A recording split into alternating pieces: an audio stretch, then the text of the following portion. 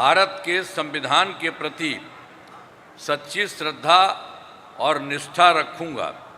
मैं भारत की प्रभुता और अखंडता अक्षुण्ण रखूंगा।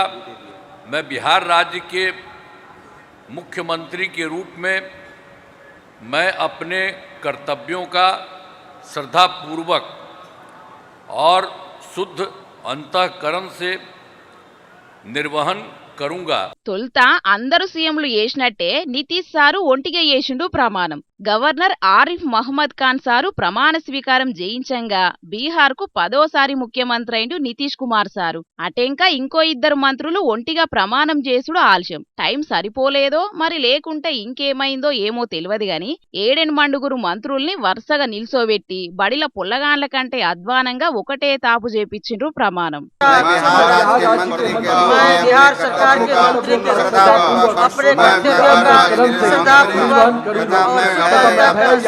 निर्वाह करेंगे तथा मैं भय या पक्षपात अनुराग या द्वेष सभी प्रकार के लोगों के संविधान और विधि के अनुसार न्याय करूंगी। बिना सभी प्रकार के लोगों के प्रति संविधान और विधि के अनुसार न्याय करूंगा। అగ చూసిండ్రా, చిన్న పోరగాన్లు కదా బడిలా ఆలు దిద్దుకుంటా ఒర్రినట్టు ఎవ్వల ఒర్రుడు ఆళ్లే ఒర్రుతారు కదా. గమ్మతే ఉన్నది పోన్రి. కింద కూసోని చూసేటోళ్లకు ఎవ్వలే మొరుతాన్రో కూడా సమజ్ కాలేదు. అట్లయింది బీహార్ కొత్త మంత్రివర్గం కొలువు తీరినయాళ్ళ.